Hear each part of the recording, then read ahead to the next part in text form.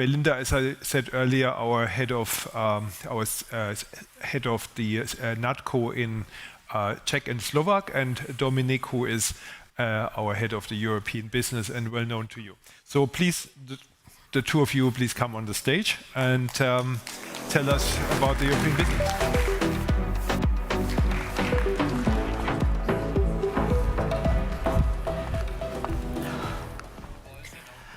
So good afternoon. Very happy to be able to speak to you, and certainly currently with the current Europe results that we have, it's a bit of a pleasure to stand here in front of you. So let me start with the key messages. If you look at the European telco currently, I think we could say we are one of the fastest growing telco in Europe. If we look at the year 2024, we have been growing on average with a revenue growth of 3.8% and on average with an EBITDA growth of 4.5%, which I think is quite an impressive result. If we now look forwards on the key message, I think what we want to do is to continue to deliver superior financial results and to continue to give strong equity value. We will commit ourselves to an EBITDA growth of 4 to 5% for the coming years. And we want to improve ROCE, which is currently around 9.5% to a double-digit ROCE, which is quite impressive in the industry. We want to do that by continuously growing both B2C and B2B. And B2B is more of acceleration than a turnaround in Europe, and B2C is also more, continuing what we have been achieving over the last year and accelerate that. We commit there to a service revenue around 2.5 to 3% growth going forward. Two elements that will be new, and that's very much in line, with the wheel that we have been discussing about since now. The first one is the use of data and AI that we will really bring as a way to transform even faster all different countries in two domains: generate more customer experience and also generate more efficiency. And with that, we just want to, and as an example, chat share. We want to get to 30% chat share, which is, we have run a very important channel strategy throughout the whole of Europe. And in there, we want to accelerate a lot digitization. And 30% chat share is a nice measure that we put forward on how we want to use data and AI for the benefit of our customer. We also want to cloudify much more our network and our IT. We are currently around 40-45% of cloudification. We want to go to above 70%. And the last element, which is for me very important, and that's something I have personally been working a lot on over my last 4 years that I am at DT running Europe, is how can we scale more across our footprint? How can we scale more across the European footprint, but also European footprint and Germany and potentially even US? Last time I talked to you about one app, one shop, RDK for routers, TV platforms. Today I will talk to you more about B2B competence center, about common operation networks in the network area, because I think we have found ways to really scale across all different countries. But before going there, let me just, take a bit the pleasure to show you our results over the last 4 years. This is the wheel. I will not go into there. You have all the numbers across the different segments. Let me go more already in the different sub-area. The first one, the invest. We have continuously invested in fiber and in 5G. Fiber is 1 million new home passed per year. That's also what we want to continue to do, which gives us today 10.3 million home passed and a coverage of 40%, which is a nice coverage within Europe. Also quite nice is that we have been able to further increase utilization to 35%. On the 5G, we currently have 78% of coverage, but I think what is also very important is that we have retired our 3G band in every single of our country, which has enabled us to provide even more capacity on our 4 and 5G in every country. And we have done that without any impact on our customers. So I think that is quite a very important realization from our different teams. This is for me one probably of the most important slides and the one I'm probably most proud of, because if you look at Europe footprint, you know, where we are over the last, let's say, 2-3 years, we have been working in a very difficult macroeconomical environment. If you look at the inflation curve here on the slides, you know, the gray line is the average of Europe, the magenta line is the average of the footprint, and if you look at a country like Hungary, we have had inflation rate up to 20%. So how do you manage that? You know, you have your electricity costs that are tripling. You have salary increase of more than 100 million euro. And you need still to see how can I grow and deliver profitable growth. That's not an easy thing to do. I think we have been able, together with all the country, to really take the right decision and say, you know, we still want to continue to grow by balancing volume growth and value growth. We have had to do price increases. You cannot compensate 15-20% inflation without price increases. But I think we have done that with a very good balance, volume and value, continuously to grow our mobile footprint from pre to post, from more for more. We have used our fiber to bring higher speed and higher ARPU in the market, and everything around convergence, fixed and mobile, has been one of the key drivers for growth, bringing more people to fixed mobile convergence, but also increasing what we call deep sell and cross-sell. We have done price increase, not in all countries. There were countries where we have not been able to do price increases, but we have done price increases in most of our country to compensate part of the very high inflation we were confronted with in our cost. But we have done that, I think, with good communications, with clever way of doing it, and without losing customers.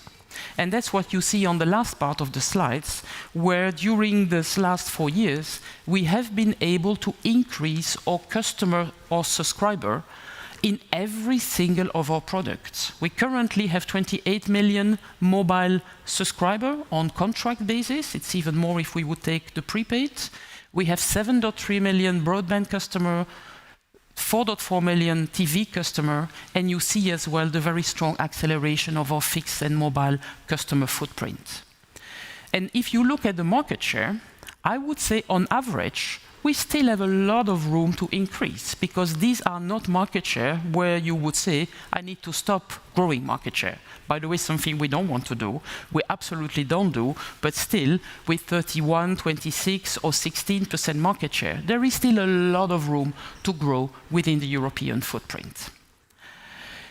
So next to that context of macroeconomics and growth, I think we have also, you know, been able to use digital solutions a lot for customer value, but also transformation. I will not go through all the slides. I think, you know, chat share is currently already at 22%. We have the number of contacts per agent has gone down from 0.7 to 0.4. Which means that, you know, we have less reasons for people to call. So it means that we have done some good things in terms of preventive maintenance or the way we are running our network or delivering service to customer. And I think on the transformation, I told you already about cloudification. This is something I still believe we can go much further, and I think Claudia will talk about that as well tomorrow. We are currently at 40 and 44%. We have retired 400 apps, many more to do. And we have also reduced our truck rolls, which is a very expensive part of our cost, from 34 on average per customers in 2020 to a healthy 23 in 24. And, you know, last but not least, and these are for me my very personal driver is, and by the way, one of the segments of Europe are two hearts that we say, you know, we want to win the hearts of the customers and we want to win the hearts of our employees. And this is something we relentlessly communicate to all the people internally. And I think there as well, you know, we have done quite a good job. 8 of our countries are on the #1 position in TRIM. Only 1 country is on #2.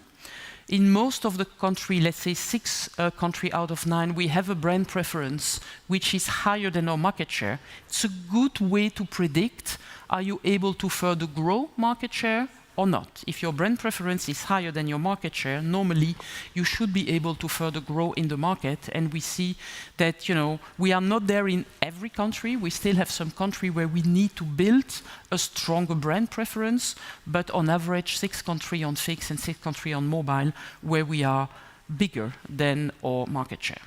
And on the side of the people, very important for us, a very high employee satisfaction, 82%, and the element below as something we have put a lot of focus in, because we wanted to give our to motivate our employees and our manager to stay with us. And one of the key way to do that is also to give them career opportunities. And today, 67% of our people say, I am motivated by the career opportunities I see within my company. So if you look at that, this translates in, you know, financial results we are proud of. I said 3.8% average total revenue, 4.2 on B2C, but also a healthy 3.3 on B2B. On IDC, we didn't, you know, we were not able to reduce our IDC because of the whole inflation, but all in all, we have been able to reduce the ratio of our IDC cost on service revenue, which I still think is important for us, by 2 percentage points. We have been able to grow every single quarter, and you see there, you know, the difficult moment, second half, the second quarter to the end of 22, where we were confronted because our footprint is very close to Ukraine. We have 4 countries like Poland, Slovakia, Romania, that are very much on the border with Ukraine. So we have been confronted there firsthand with the very high inflations, with high insecurity, but we have still been able to continue to show very steady quarterly growth every single quarter. And that's where, you know, I told you already, our return on capital employed almost doubled over the last 4 years, and we are currently at around 9.5%.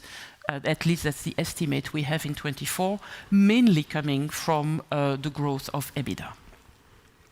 So this is, you know, what we promised, or what I promised 4 years ago. I think we have, with the exception of IDC and a bit the same on CapEx, it's also a bit of the increase linked mainly to inflations, where we are a bit short, but for the rest, I think we are very proud of what we have been delivering. So that's for the past. So let's now move into the future, because, you know, you start from a position of strength, but, you know, what's next? First, let me give you a bit of a highlight on the portfolio and where we are active. First of all, we are probably small within the big DT environment, but if you look at the figures of this European segment, apart from DT, we are a very big and fast-growing telco. We have revenue of 11.8 billion. Not so many telco in Europe are reaching 11.8 billion.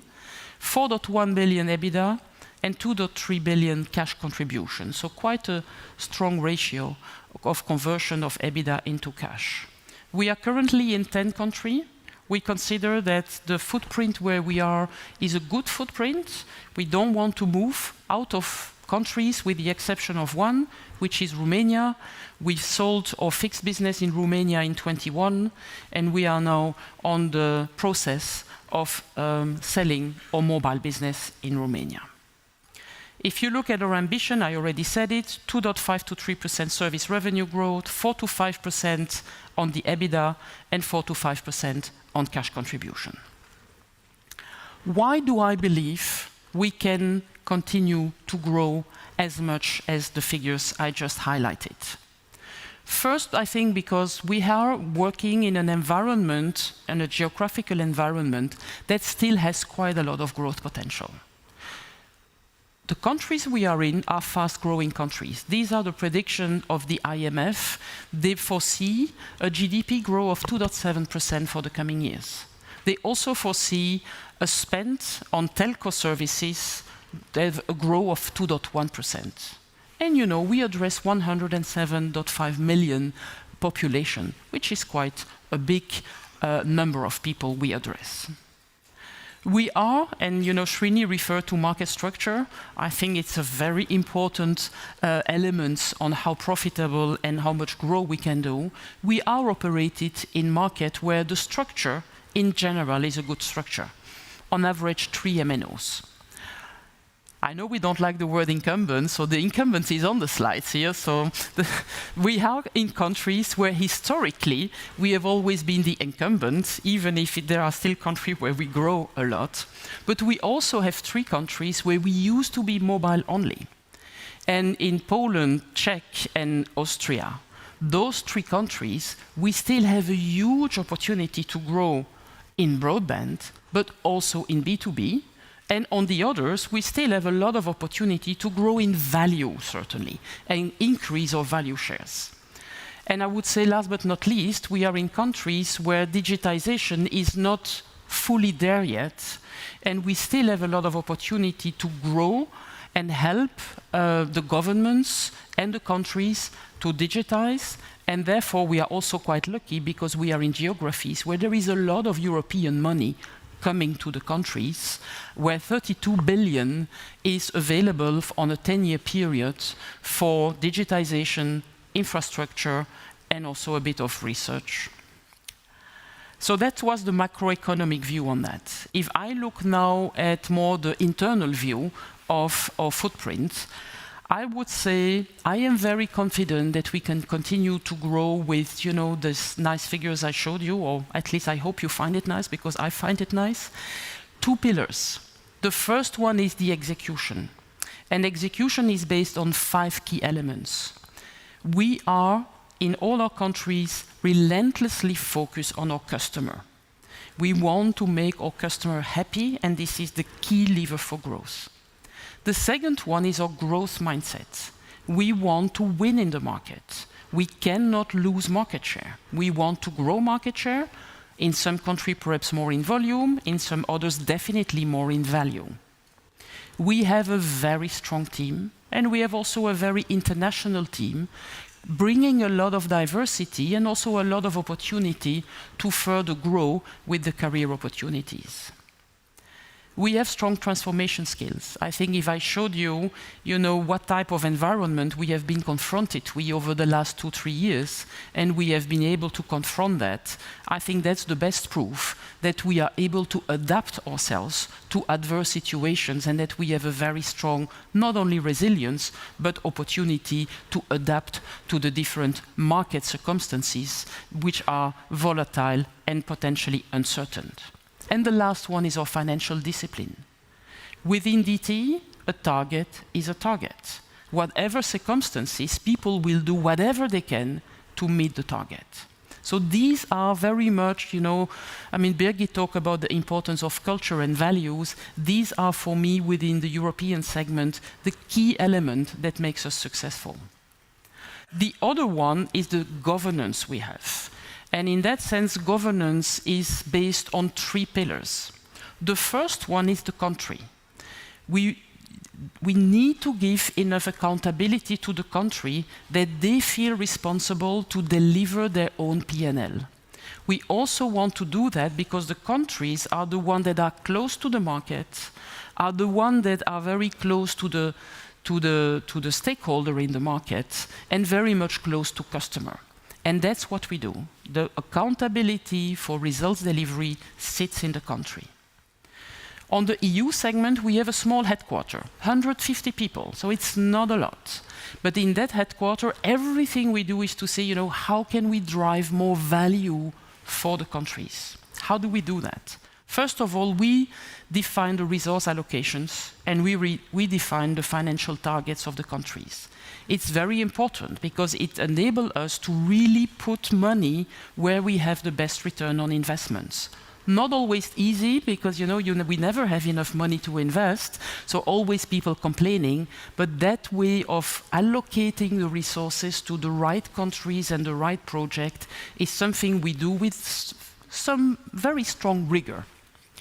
The second one is that we have been building, and over the last 3-4 years, I put a lot of effort in building communities across the different countries, you know, we have a B2C community, a B2B communities, a technology communities, and others.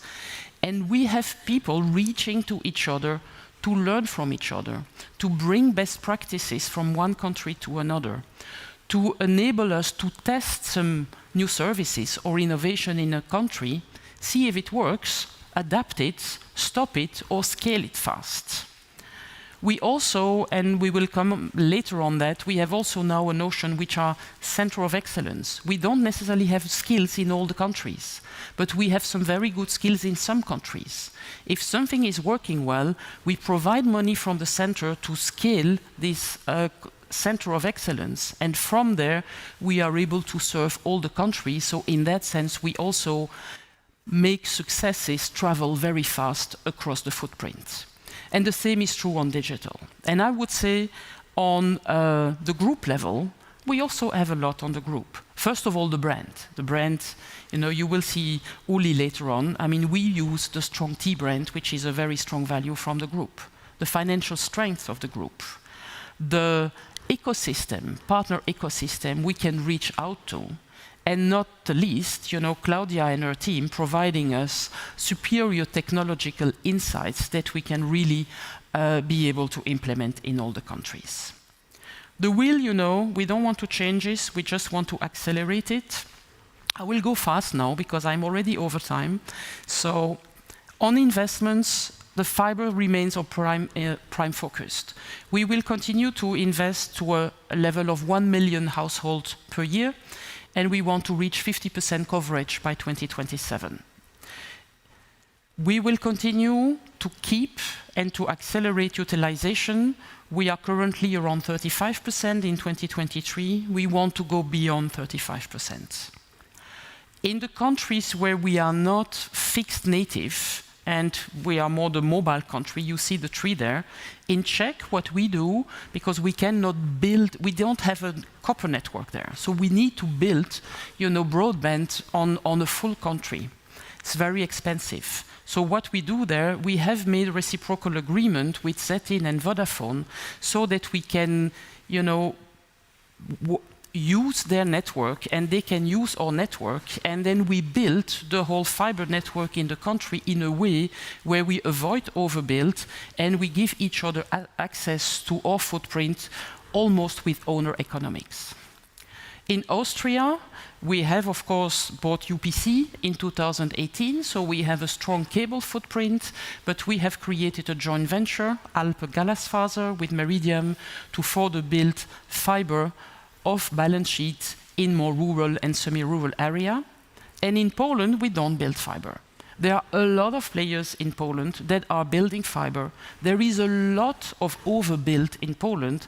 So we as a whole we have access to, or by the end of this year, we will have access to more than 10 million households, making us one of the biggest fiber provider in Poland, reaching 70% of the market without having to invest in our fiber footprint. What we then also do is, of course, on the CPE, we invest as well a lot to make sure that fiber investment is not only an investment in technology, but is also an investment in the home experience of our customer with the right Wi-Fi, the right mesh, and the right router. On 5G, you know, we want to go to 95% coverage. We have already retired 3G. We are starting to see how we can retire 2G. We have made an agreement and an announcement in Hungary where we want to retire 2G probably by end of 26 by roaming on Yetel and therefore, you know, utilizing spectrum even better for 4 and 5G. And probably one element I want to highlight is our customer-driven network. We have built, and there we have, you know, gained inspiration a lot from our US colleagues. We have now built, through data and AI, a way to really assess our network, not only based on technology, but also based on a lot of customer data that we can get. We bring the two together, and we use that as our guide to see where do we want to invest. And in that sense, the investment we do are very much driven to provide better customer experience, and potentially with the same amount of money than competitors, we can provide a better network to our customers. So now I come to B2C, and I'll hand over to Melinda in 1 second. I think on B2C, you know, our objective is to grow 2.5–3% over the next years, and we do that on 4 pillars. We want to continue to grow on mobile. We continue to enhance home experience and fixed mobile convergence. We will use data and AI, and I will let Melinda tell you how. And the last pillar is very much engagement, where, you know, we have built this Magenta Moments platform. We started somewhere in our European footprint, and we really will go to the next step and next level of Magenta Moments, but more for Melinda to tell you. Thank you, Dominique.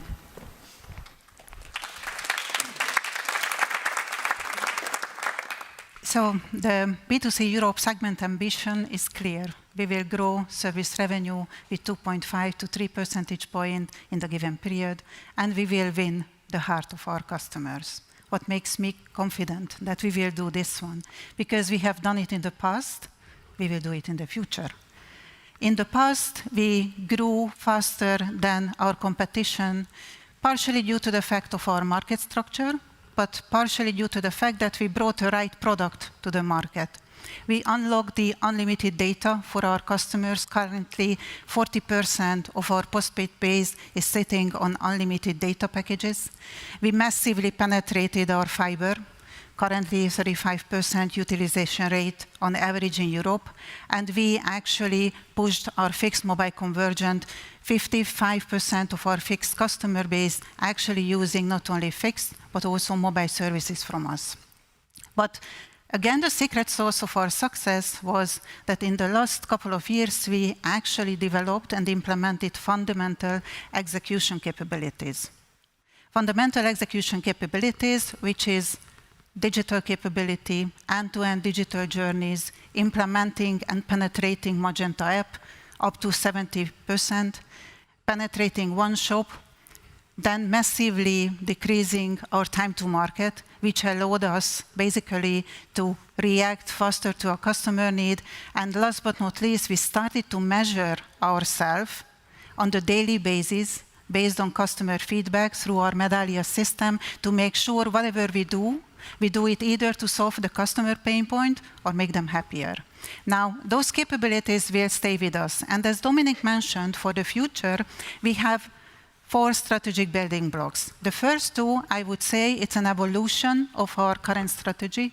And the last 2, when we will give more data and AI into the system, and also differentiate ourselves with our Magenta Moment platform, that is something which I would call a true differentiator versus the current situation. Now let me walk you through on the 4 building blocks. How we will further monetize our mobile network superiority. We will continue the more for more. We will actually also adapt our propositions to customer needs because we see changing customer behavior. We see that subsegments like influencer segment is massively growing. The self-generated content of our customers is actually getting attraction, and the competition and the race for the attention is increasing. So the customers actually need the right speed to upload their content, and the customers need also the right slice to do that, the right timing to do that. So with that subsegment and also the changing in-venue experience, the booming mobile gaming opportunities, I think this is something where we actually adapt our portfolios and generate more and more revenues. Next to this, we will continue our fixed wireless access in markets where we don't have fiber coverage, like in T-Mobile Czech, like in Poland and Austria. And that's how we monetize our network superiority. Now, the second pillar of the mobile network game is how we are going to unlock our digital capabilities. We do have already eSIM capability, whereas with the flawless activation process, we can see more revenue streams coming. Like we can participate in a traveler market. We did it in Croatia last year, we tested it, and we provided unlimited data with a combination of Uber services, and customers, travelers were reacting super nicely for that one. We can also enrich our portfolios with household subsidies. We can enrich our portfolios with wearable solutions for kids, which we are actually already doing in Poland. Now, how can we more resonate to customer needs? Family propositions, I think we are well positioned there in the European market. We massively penetrated the families, so we are really having a strong position there. Where we will improve in the future is how we tackle the youth segment. With the app, Magenta app capabilities, we already have the solution and the capability within the app to start from the acquisition for digital and finish the whole process and the whole customer journey paying digital for us. The latest examples, which I really love, is coming from Slovakia, where we actually gave the full flexibility to our customers to select the data, the voice, text, in combination with third-party benefits like concert tickets and backstage experience. So I think those are the ecosystem where we can really win the heart of the young customers, or for example in Croatia, where we actually co-created our proposition with the youth segment. Now, the next building block is how we further leverage our strong FMC position through the home experience. Of course, we will push further our utilization on our fiber connection in combination with a comprehensive device portfolio, and we will bring always the next generation routers and mesh devices to our customers to make sure that they actually really can enjoy the speed which we are offering up to the fullest, but also we would like to monetize those hardwares as well. On top, I think the upcoming 2 years focus that we really have to bring the capabilities which we already have in terms of home experience to really give the opportunity to the families to manage their home digitally and actually enjoy the peace of mind when they are at home. Just checking, for example, the quality of the network, checking if all devices already connected, giving easy access to guest devices, or managing the screen time for the kids, or just peace of mind with the embedded filtering solution in our routers. I think this is very important when we are actually unlocking the home experience. But the real growth still will come from our fixed mobile convergence. On the left-hand side, you see a couple of numbers. I already mentioned one, the 55% penetration on the fixed broadband base, but on average, the households are using more than 4 services from us, and we deliver double-digit revenue growth in this area. Now, I'm often hearing the question and the statement, yeah, because you were giving so much discount to the segment, so this is how you penetrated. But I have to tell you, this is not the case. There are 3 drivers for the success of our fixed mobile convergence. First one, in the very beginning, we stepped away from a discount logic, so we brought value to our customers, like double data, like double top-up for the prepaid customers. The second was that we changed the mindset of our organization. It was a kind of a journey to bring to FMC first mindset.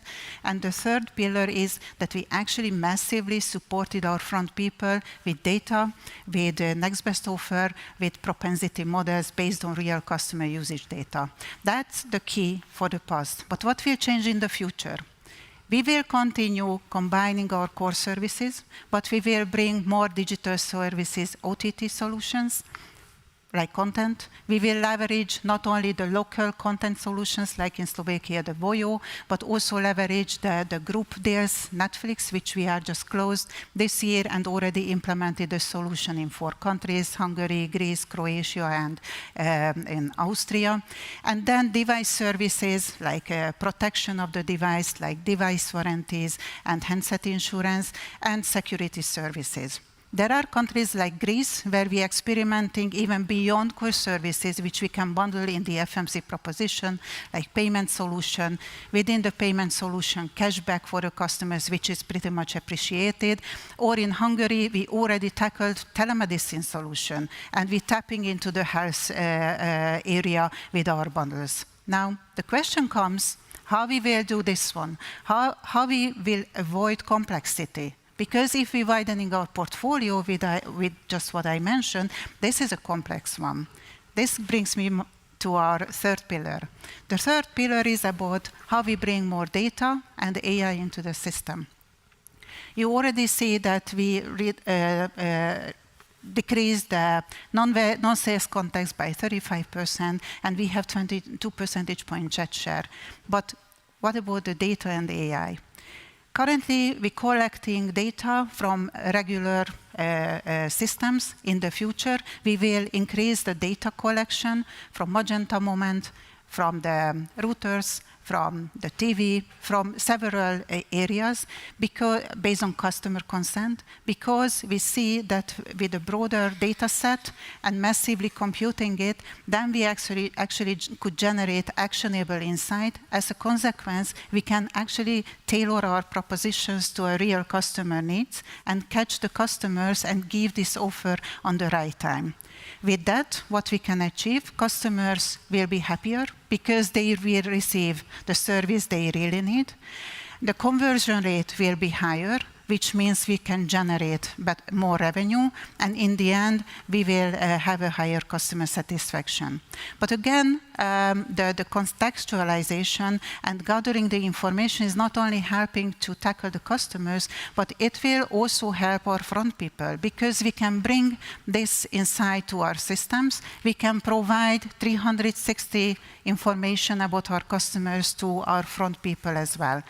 All in all, we actually, with data and AI, will change the way we interact with our customers. On top, AI, as it was mentioned already by Srini and Dominique, will actually give us the power to further decrease non-value transactions, because we will massively transform our simple transactions into the digital space. For example, there are countries already, Slovakia is one example, where the contract prolongation, 40% of it happening actually through the application. This is massive. So if we continue with this one, we can actually help the productivity of the channel to focus on more complex solutions. My last pillar, building block in this presentation, how we will improve and further accelerate our Magenta Moment program. We brought this program to the market to bring our brand closer to our customers and differentiate ourselves from the competition. I am super excited and proud that this program is actually alive, already in 8 countries on our footprint. And already we have 4 million engaged customers with 24 million transactions happened already within 12 months. That's massive. There are 3 countries, Hungary and also Poland and T-Mobile Czech, where we have more than 1 million customers engaging with us through the Magenta Moment program. I can give you many of the numbers, maybe the most important one, that the NPS of those customers 10% higher than the non-users, and the churn is significantly lower with 40% than the non-users. So what is next in the Magenta Moment? The next step for the Magenta Moment to actually start moving from collecting relevant proposition for our customers to a digital lifestyle platform. This is a clear ambition for the future, because then we can support our customers from the very beginning of the journey, just engaging with us, booking, for example, a travel ticket, to the payment when they actually having a nice dinner in the restaurant in the location where they are traveling. We would like to increase the program awareness and the top of mind to our customers that this is the top of mind digital lifestyle program for the future. Of course, we can unlock more revenues through the program, like unlocking a subscription model, doing revenue share with the third parties, or basically having even campaign fees for our partners.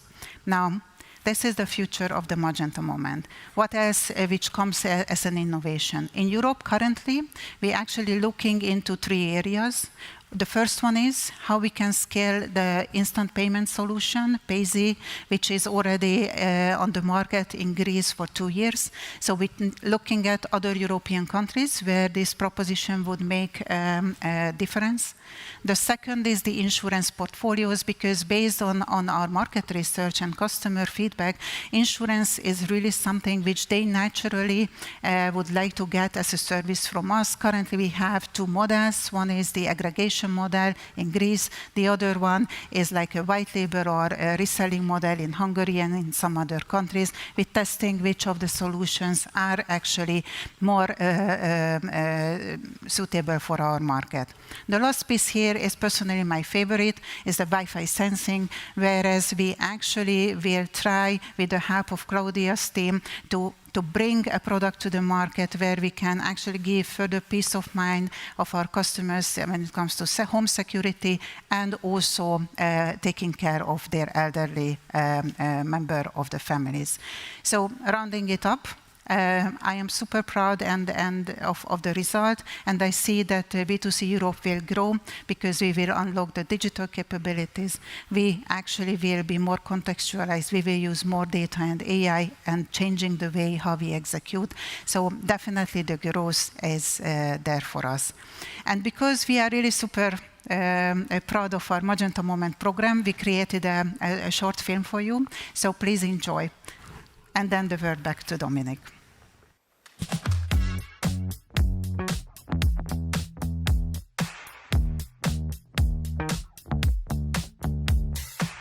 Bling bling.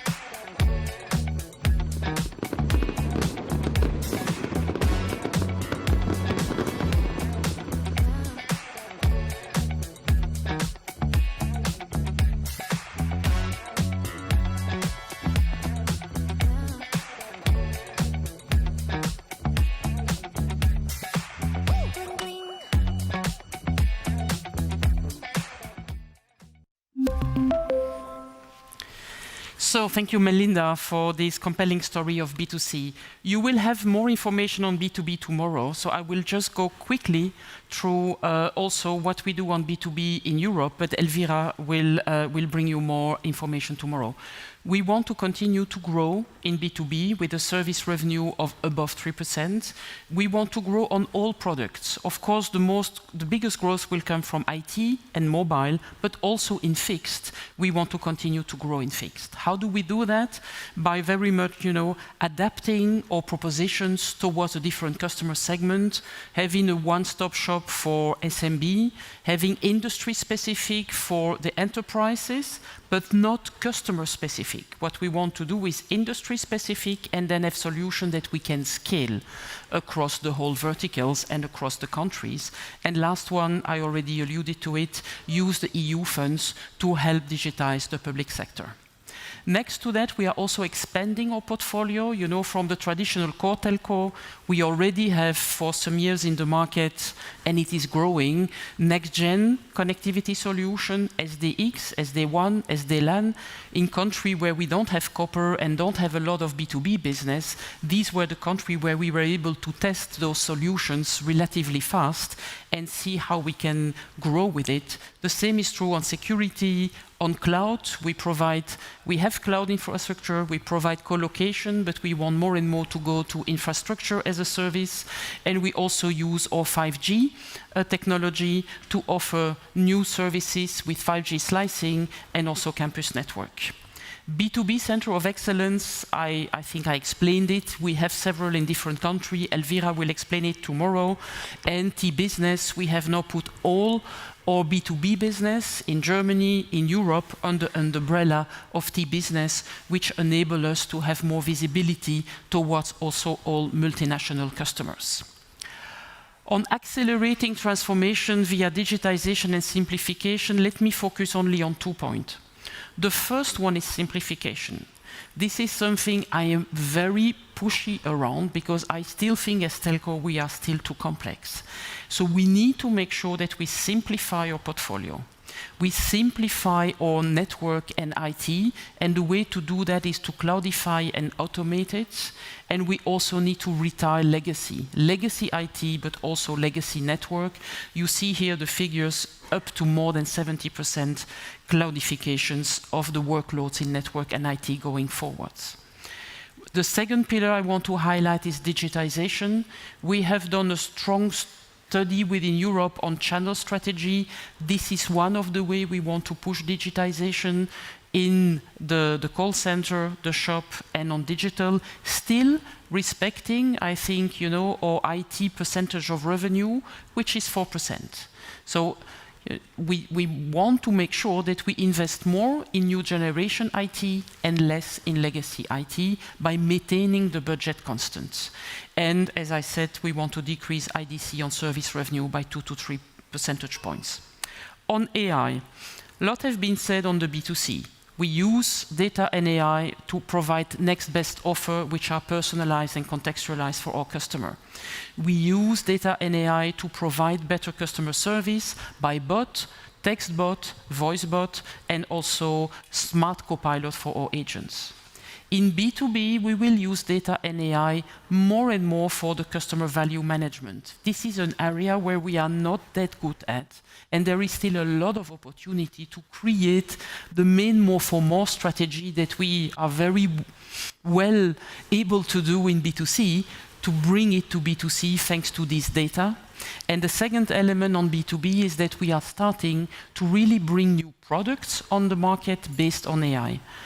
One example is IDA, the Intelligent Digital Assistant that we have created in Hungary, where we have now built a competence center and that we are now selling in other countries, where all business customers can really use an AI platform for their own services and their own purposes.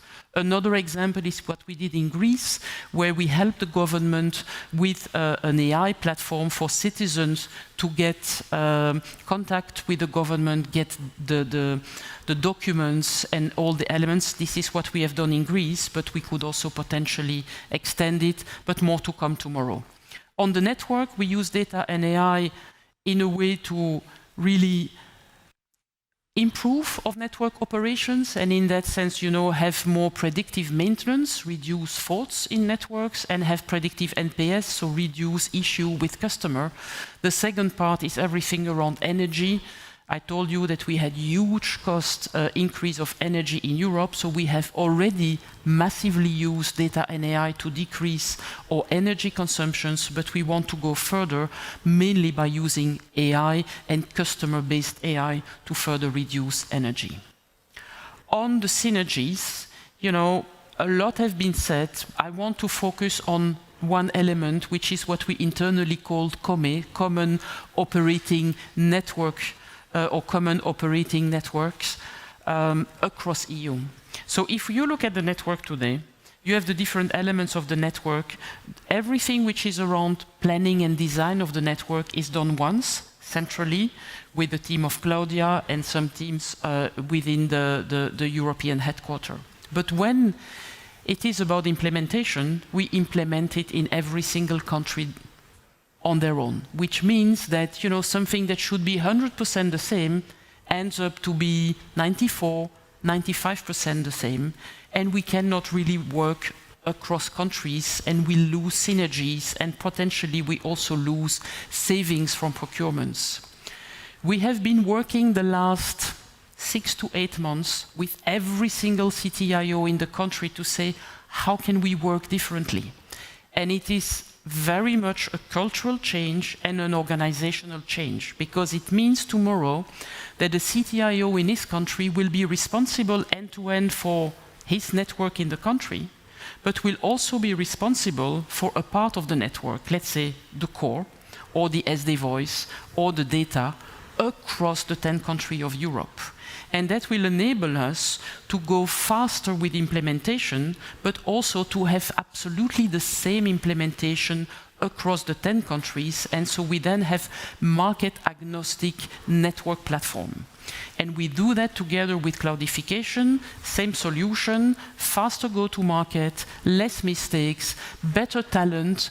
So the whole purpose is to, of course, to reduce cost. We will have between 8 to 12% gross cost reduction by doing that, but we want to be faster to market. We want to have also to retain and attract more talent, because a person that works on this part can be in a country, but will also work for 10 countries, and that's also a way for us to make sure that talent is attracted, are attracted to work for our countries. So an important project. We are in the beginning, but I must say so far, very good traction, very good adhesion of all the countries to get there. So it's not about centralizing, it's about building common market-agnostic network platform. ESG, you know, we have it in all the presentation. I don't think there is anything specific for Europe. We are also working very much on decreasing energy consumptions, reducing our CO2 emissions, circularity, both on fixed and on mobile. Beneficiaries, perhaps one word, we have had a lot of climate issue recently, also recently floods in Europe, in Austria, Czech, Poland. We are always there to support our customers, but also population during crisis. This is very important for us, and we have also a solidarity within the different countries to do that. Next to that, one of the key themes that we will really continue to roll out in Europe is how can we protect youth against hate speech and discrimination on social media.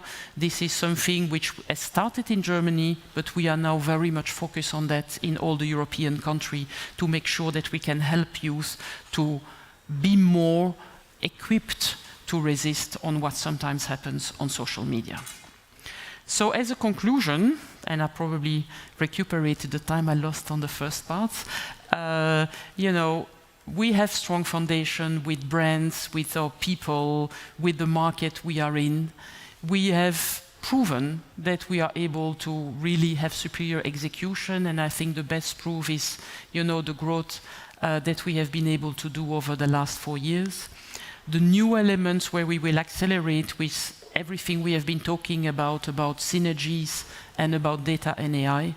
And with all that, we are quite confident that we will be able, on segment Europe, to deliver 2.5% to 3% revenue growth, reduce our IDC on service revenue by 2 to 3 percentage points, have an EBITDA growth of 4 to 5% over the period, and have a return on capital employed, which will be double-digit.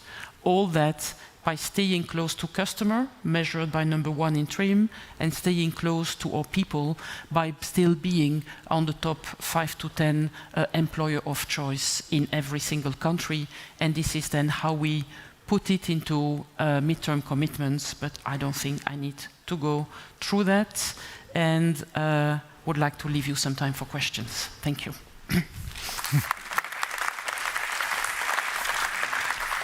Thank you, guys. Thank you, Melinda. Thank you, Dominique. I mean, it's interesting to see how a lot of the innovation in Deutsche Telekom is actually driven by the European segment, and because you have the opportunity to test things and innovate, and without this being, let's say, putting the whole group at risk, right? So that's good. So do we have? Let's have some questions from the audience, please. We have about 10 minutes for Q&A now. Okay, well, I had both of you before, so anyone who hasn't had yet? Okay, Siyi. Hello, hi. Thank you very much for the presentation. I have 2 questions, please. The first one is on operation. And I think you give a very good example in terms of strike the balance of centrally designed network and the implication in the local market. I'm just wondering if you can talk us through your thoughts around product design and the go-to-market strategy, because it sounds like some of the products still product locally, and then you look at opportunity to roll out, whether you see opportunity to strike different balance on that? And the second question I have is on your financial targets. I think your targets probably a little bit lower, but it's probably similar top-line growth. But obviously, the current environment has a low inflation. Just want to understand what is the mix now when it comes to your current guidance. Thank you. So let me start with the second one, because I think, in terms of going forwards, it's true that we have not foreseen a lot of CPI going forwards because inflation has come down. I can just give you one figures for this year that, the growth we have this year is 60% coming from volume and normal more for more strategy and only 40% from CPI. So I think that's when I say the balancing on volume and value is quite healthy. This is the proportion for this year in 2024. On the product, I think you will hear more from Elvira tomorrow on the B2B area, where we are really there making European partnership with some key suppliers to bring solutions to the market that we can then scale, where we can use, our scale to negotiate better tariff, but also to negotiate presence in all our country, because some of our suppliers are not present in all the countries. So by using our strengths and our center of competence, we are able to design product in a way that we are able to roll them out in all the country, even in geographies where sometimes these players are not present. So I think that's one of the elements. I don't know, Melinda, if you want to say anything on the B2C side? Yes, I would give you two examples for co-creation of the product design. One is the Magenta Moment program, which is actually in a sense a product which was co-created with the local teams and with the central teams. And this product is actually in a sense of platform, go-to-market strategy, communication was totally the same in each and every country.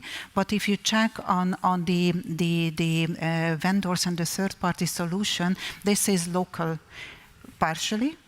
And then we also use the benefits from a global solution, which is, Bookline and other centrally driven solutions. So this is one example for that. The other example which we use, and I have a privilege to do it, to give you this example, not only being as a head of B2C segment of Europe, but also as a receiver from the country, Czech, Slovak today, that, for example, our FMC convergent proposition, the design is something which we generate as a blueprint for the entire region. And this blueprint is something which we use in each and every country to actually then tailor it to the country specificity and make a success on the country level and moving forward. Great. Okay. So next question is then I take Steve again. Thanks a lot, and thanks for the presentation. Steve Malcolm, Redburn Atlantic. I'm just sort of curious on a slightly more granular country-by-country sort of outlook, because I think if you look at the last 4 years, there's been a kind of freakish contribution from Hungary. I mean, when I do the maths, I think Hungary's grown service revenue sort of 6-7% compound, EBITDA 9-10% compound, and without that, I don't know what you had in the start of the plan for Hungary, but I suspect it wasn't quite that much growth because of the sort of peculiarities of that market. And without that, it would have been kind of low end of the service revenue, the EBITDA guidance. So as you go forward, I presume you're expecting a less freakish contribution from Hungary. So maybe, that means other countries have to do better. So maybe you could give us an idea of which countries in particular you think can kind of pick up the slack, as maybe Hungary doesn't do 9% EBITDA growth or 50% in the last 2 years. That would be super helpful, thanks. And that's a very correct observation. I think Hungary, with very high inflations and also some taxes that have been first imposed in Hungary, but are now more and more, retrieved from Hungary. We have had very good results in Hungary. But I must also say that every single country, with the exception of Romania, has got substantial service revenue and EBITDA growth. So it's not that there is one country which is, declining. Every single country is growing and have very decent growth. I think if I look at the portfolio going forward, one of the countries that should contribute probably more proportionately than in the past is definitely Poland. Poland is a big country.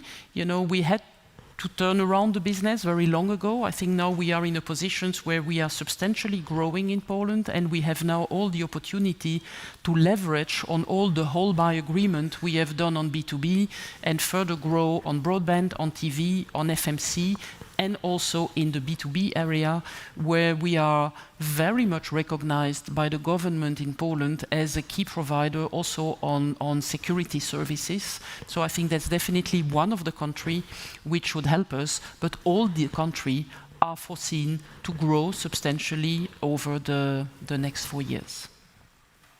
Thank you. Excellent. Paul, you still have a question? No. Okay. Then any more questions on the European segment at this point? No, I think, okay, Usman. Hi, thank you. Usman from Berenberg.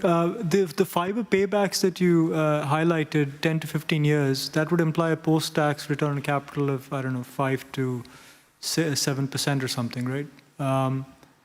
But your return on capital that you're targeting for the group is going from 9.5 to double digit. So, you know, as you deploy more fiber, as fiber becomes a bigger portion of the capital employed base, and that's generating, you know, low single digit. I'm just wondering, is mobile the real contributor here, or yeah, just any color there? I think it's true. If you look at the portfolio within Europe, 2/3 of our portfolio is mobile and only 1/3 is fixed. So in that sense, you know, the longer payback of broadband or fiber is having less of an impact than, for instance, on Germany, where it's the reverse. You have 2/3 on broadband, I think, and around 1/3 on mobile. Still, we have high utilizations, and depending on the country, the 10 to 15 are very much an average. I think we are now going to countries like, you know, Hungary and others, where sometimes the payback is low, and we manage the different payback in functions of the budget and the return on investment. So, you know, the 10% ROCE is something which is in our plan based on very much growth of EBITDA and some NOA reductions, but for most of the cases, it is based on EBITDA, and fiber is relatively less important as it is a small part of our global footprint in Europe. Let's say like this: the EBITDA CAGR is 4 to 5%, and the capex is growing with revenues in the plan, so that, like in other areas of Deutsche Telekom, that drives the ROCE improvement across the board. Yeah, our capex to sales will stay around 18 to 19% for Europe. So. Excellent. So next up is T-Mobile, but before we have another short break, I would say we reconvene about 20 past, so we are almost on track. But thanks all very much, and see you in a moment. Thank you.